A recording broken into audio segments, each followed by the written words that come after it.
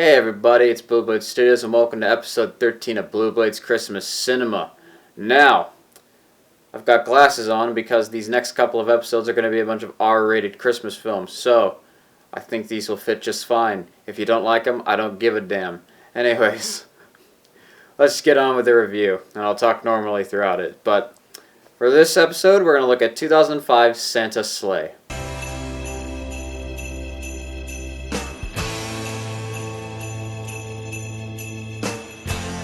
So Santa's Slay is a very, very strange movie. It's not a very popular movie, but I picked it to do this review series because it's a movie that I've seen some people talk about. And some people like it, some people hate it. I personally lean more on the side that kind of hates it. I don't hate it myself, but I don't necessarily think it's a good movie. It's got a few good things in it. But anyways, let's talk about the premise first. Santa is the son of Satan, who apparently on every day of his birth, he goes around and kills so many people, just commits mass murder left and right. It's insane. But at some point, he lost a bet with an angel and had to spend the next 1,000 years delivering presents and bringing cheer to everyone in the world. But now, 1,000 years have passed, and Santa goes back to his old killing ways. The movie does focus on Santa and everything about him, but it also focuses on this kid named Nicholas, who notices all the bad activity and tries to figure out what the hell is going on here, as well as deal with everything from this girl and his grandfather. He's just a character. I don't like him at all, but I'll get to that in a second. So Santa's Slay is just this very, very strange movie. It's a very interesting idea with Santa being a demon. It's honestly something I've never seen been done before. So, that's pretty cool. Santa in this movie is portrayed by former pro wrestler Bill Goldberg, who is the absolute highlight of this movie. The kills that this Santa commit are really cool and creative in some ways. Bill Goldberg does a fine job in acting in this. Not the greatest, but he does good for what he needs to do. Why, I'm just trying to spread a little Yuletide fear. He does a really good job in this movie, and honestly, even if you hate this movie by the end, you'll at least like the killer Santa. Robert Culp as the grandfather is another good character as well. He's definitely weird in some ways, but he's a character that I personally liked myself. Dave Thomas is also good as this pastor who's very sleazy. He collects all this money from the townspeople, only to go spend it at a strip club. What a guy. Those are the positive characters and the ones that I actually like in this movie. There are two that I don't like, and that is unfortunately the two leads.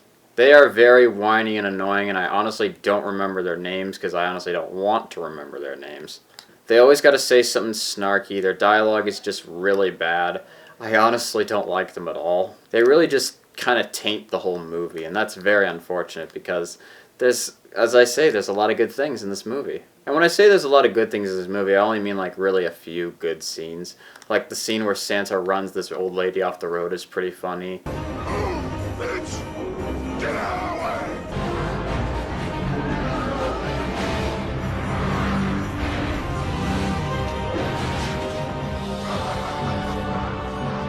The strip club fight is really funny.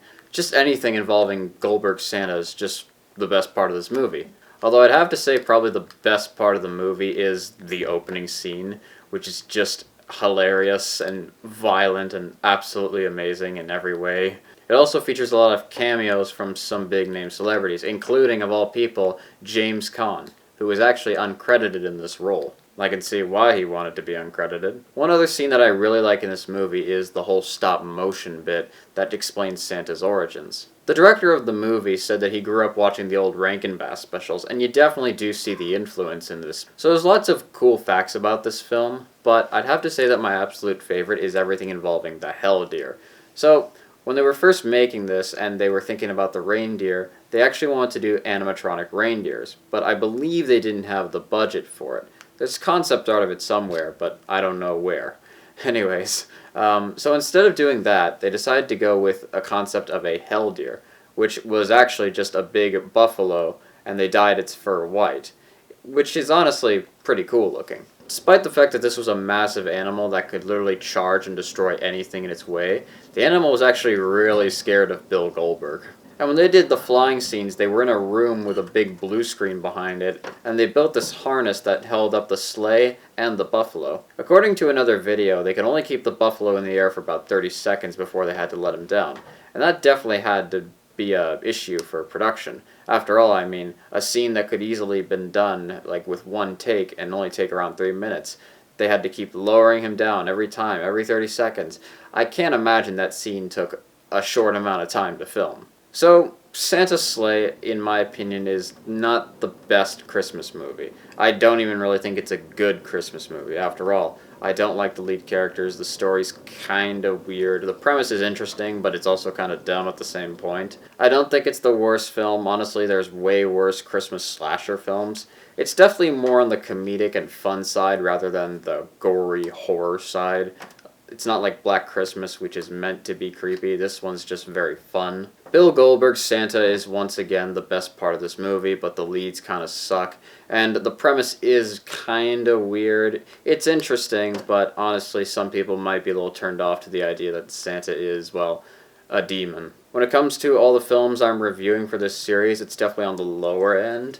Maybe dead last, although there are several other worse Christmas films out there. So, you know, it's got that going for it. If you like fun Christmas slasher films, then I'm sure you'll enjoy Santa's Sleigh.